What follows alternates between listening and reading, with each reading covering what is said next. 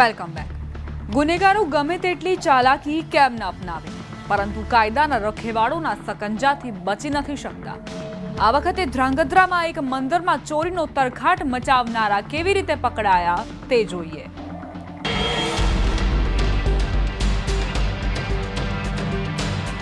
Police આરોપીઓને સાથે રાખી ઘટના સ્થળે લઈ જતી હોય તેવા દ્રશ્યો દરેક જિલ્લા, તાલુકા અને શહેરોમાં જોવા મળતા રહે છે.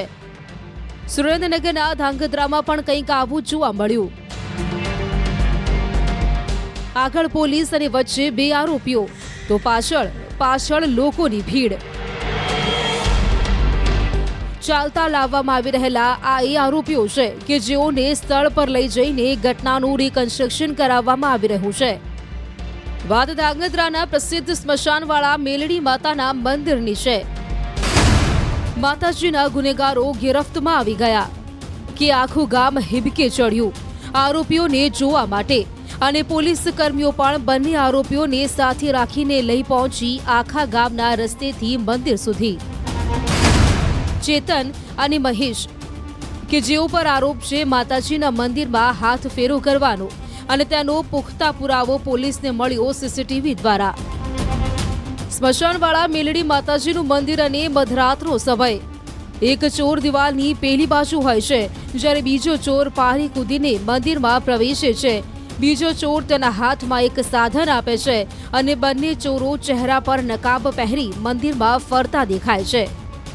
આમ તેમ નજર કરનારો એક ચોર લોખંડા સાધન વડે મંદિરનો નાનો દરવાજો તોડે છે, અને પછી ગણતરીની મિનિટોમાં જ મંદિરમાં રહેલ માતાજીના દાગીના અને અન્ય કિંમતી ચીજ વસ્તુઓ ચોરી કરી છુમંતર થઈ જાય છે. જે અંગે ગ્રામજનોને ખબર પડતા તેઓ સીસીટીવી ફૂટેજ ચકાસે છે, અને બંને ચોરો ચોરી કરતા જોવા મળે છે, જે અંગે પોલીસમાં ફરિયાદ દાખલ કરવામાં આવે છે. આ તરફ માતાજીના મંદિરમાં ચોરી કરનારાઓને શોધવા પોલીસ દોડધામ કરે છે. આ દરમિયાન એક મહત્વની માહિતી એલસીબીની ટીમને મળે છે.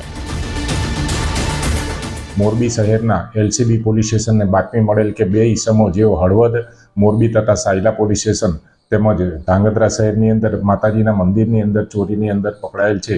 જે બંને ઈસમોને હસ્તગત કરી અને પૂછપરછ કરતા તેઓની પૂછપરછ દરમિયાન ધ્રાંગધ્રા શહેરમાં મેલડી માતાજીના મંદિરની અંદર ચોરીનો ભેદ ઉકેલાયેલ. મેલડી માતાના ગુનેગારો વધુ સમય સુધી ખુલ્લેઆમ ન ફરી શક્યા.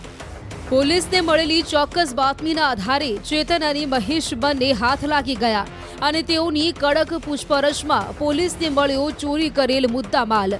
સાથોસાથ પોલીસે બંને આરોપીઓને સાથે રાખી ઘટના સ્થળે લઈ જઈને રિકન્સ્ટ્રક્શન પણ કરાવ્યું હતું. આમ માતાજીના મંદિરમાં દાન પેટી તથા માતાજીના આભૂષણોની ચોરી કરનારા બંને લબરમૂછાઓ પોલીસના હાથે લાગી ગયા, અને હવે જેલના સળિયા ગણી રહ્યા છે. સુરેન્દ્રનગરથી અક્ષય જોશી, ન્યૂઝ 18 ગુજરાતી. ગુનાનો અંત ક્યારેય સુખદ નથી હોતો. આજે આપણે જોયું કે કેવી રીતે અપરાધ જીવનને વેરવિખેર કરી નાખે છે અને સંબંધોને તોડી પાડે છે. યાદ રાખો, કાનૂનના હાથ લાંબા છે અને ગુનો ક્યારેય છુપાયેલો રહેતો નથી. ફરી મળીશું આવા જ એક ચોંકાવનારા ગુનાની કહાણી સાથે. ત્યાં સુધી સજાગ રહો, સુરક્ષિત રહો.